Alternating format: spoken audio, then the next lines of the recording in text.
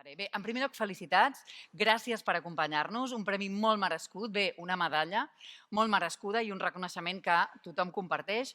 Et vull fer unes quantes preguntes directament relacionades amb la teva feina i les raons per les quals et premien. No? En primer lloc, dèiem en aquesta carta que llegíem que tu i el teu equip vau organitzar aquest abastiment d'aigua potable en un camp de refugiats. Per tant, vau pensar solucions pràctiques i ràpides en moments de conflicte, en moments on hi ha contratemps, en moments on hi ha problemes, en moments on estem jugant-nos les vides, bé, jugant-vos vosaltres i la gent que hi ha al voltant, per tant, en moments d'emergència, al cap i a la fi. I a més sota pressió. D'alguna manera, Ildefons Cerdà treballava amb un esperit humanista per dissenyar en el seu dia una ciutat, la ciutat del segle XIX, i fer-ho també amb un sentit pràctic i humanista. Fins a quin punt l'enginyeria ha de tenir aquest esperit humanista? En aquest cas, en el nostre, moltíssim. Tu deies, 11 milions de persones l'any passat. Persones que fugien de violència armada, persones que han patit situacions de conflicte, sequeres, inundacions. Estic pensant en situacions com Sudan del Sud, com Iemen, com Pakistan, contextes molt extrems, molt complicats, que requereixen enginyeralment molt d'enginy i molta creativitat també, no? I és una cosa que per nosaltres és una senya d'identitat. Ens passem la vida innovant. Hem innovat amb filtres d'aigua lifesavers, hem innovat amb sistemes de tancs d'aigua que es poden muntar i desmuntar en hores, hem innovat amb tecnologia de baix cost, no? Tecnologia solar, plantes desaladores de baix cost. Hem innovat inclús reaprofitant els residus orgànics d'un camp de refugiats per traduir-ho en combustible, en fem combustible d'això. No? I és que l'enginyeria pot ser moltes de les coses que veiem aquí, pot ser l'Eurotúnel, pot ser l'ampliació del canal de Panamà, però jo en la meva vida he vist també el poder transformador que té quan de sobte tu treballes en un context com un camp de refugiats, els de Rohingya, a Bangladesh, i aconsegueixes dissenyar i implementar un sistema de sanejament i de tractament de fangs per 1 milió de persones. O la màgia que significa veure en funcionament un sistema de regadiu al bell mig de Somàlia, o la responsabilitat que també significa garantir cada dia aigua per 300.000 persones enmig d'un conflicte com el d'Ucraïna. Per tant, Cerdà intravenós. Aquest Cerdà que ens diu l'enginyeria ha de servir per millorar la vida de la gent. No ens hem d'oblidar, per tant, d'aquest leitmotiv, no? que Cerdà d'alguna manera va impulsar, aquest esperit humanista per ajudar la gent. Enginy i creativitat, em quedo també amb aquests conceptes perquè treballant en condicions extremes com ho feu, realment ho heu de posar al cervell molt a disposició de l'enginy i de la creativitat, perquè moltes vegades treballeu en situacions precàries, és evident. Més preguntes. Clar, tu tens una visió, podríem dir, entre cometes, del món privilegiada, perquè has estat gestor d'aquests projectes arreu del món en situacions molt diferents i en situacions extremes, com deien. Així, grosso modo, perquè si no serà difícil entrar en profunditat, però quins són els grans reptes de la humanitat i quin paper juguen o jugueu els enginyers i les enginyeres en aquests processos? Mira, grosso modo, parlem d'aigua. 2.200 milions de persones ara mateix no tenen accés a aigua potable. 3.000 milions de persones no tenen accés a sanitat. 800 milions de persones no saben què menjaran demà. I 3 de 4 treballadors no tenen garantits serveis i drets tan bàsics com un subsidi d'atur o com una baixa per malaltia. I aquestes xifres per mi són un fracàs com a societat, no? Perquè ho veiem aquí. Tenim la tecnologia, tenim els coneixements, tenim els recursos financers per donar-li la volta a això. Aleshores, per què no passa? No? Però els reptes els coneixem bé. Són reptes socials, econòmics, mediambientals, democràtics, desigualtats galopants, econòmiques, racials, de gènere. Hi ha molt patiment al món, però també hi ha esperança. Mira, jo porto uns anyets, em passa com el mujeriego, menys. Però quan jo vaig començar a treballar als 90, dèiem molt allò de que hi havia 1.900 milions de persones en situació de pobresa extrema. Ara són 719. Hem millorat molt la situació.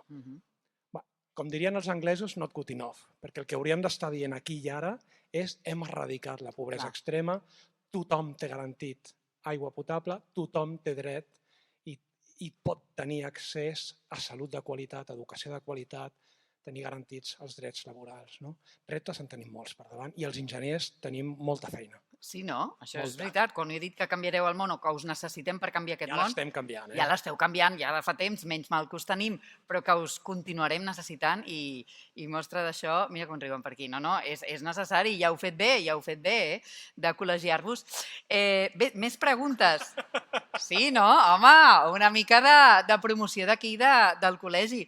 Tu t'has fet un fart de veure situacions, com dèiem, extremes, on el canvi climàtic jugava un paper clau i determinant per tot el que passava en el terreny i al territori.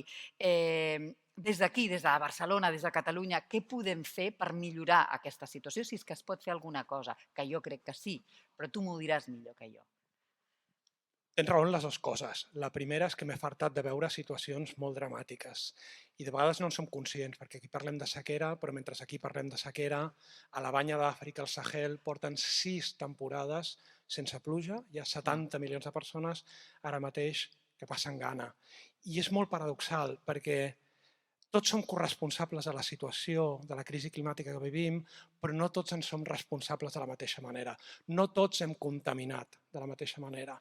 Als països més rics, les classes benestants, seguim contaminant pràcticament el 75% de les emissions de CO2 provenen dels països més rics, però són els països més pobres els que en pateixen les conseqüències. Jo parlo d'Àfrica, els 54 països africans, tots juntets, 4% de les emissions de CO2 a l'atmosfera.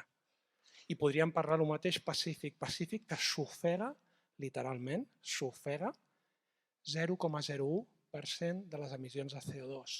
Hi ha una simetria tremenda entre qui genera el problema i qui n'està passant les conseqüències més dramàtiques. Què ens toca fer? Doncs ens toca, com dèiem abans, ens toca ambició, ens toca determinació, ens toca sentiment d'urgència i ens toca, de veritat, a Barcelona, a Catalunya, als països més rics, donar el do de pit, ser punta de llança, implicarà renúncies, perquè el sistema social i econòmic que ens hem muntat no és sostenible, aquest planeta no l'aguanta. El que sí, és que m'ha sortit de l'ànima, el que sí, però falta consciència social, consciència individual i reeducació. I voluntat política, perquè ja ho quan has el dit tu. mujeriego parlava, jo pensava, no, és que amb el canvi climàtic evidències les que vulguis. 90.000 informes, 90.000, literal, 90.000 informes i anàlisis científics que diuen quin problema tenim i cap a on han d'anar les solucions. El que hem de fer és que els polítics i les persones que tenen poder de decisió escoltin els científics i des d'aquí tinguem ambició, determinació i sentiment d'urgència. A vegades el que fem és mirar cap a una altra banda i fer veure que el problema no existeix, però és que el problema ja el tenim a sobre.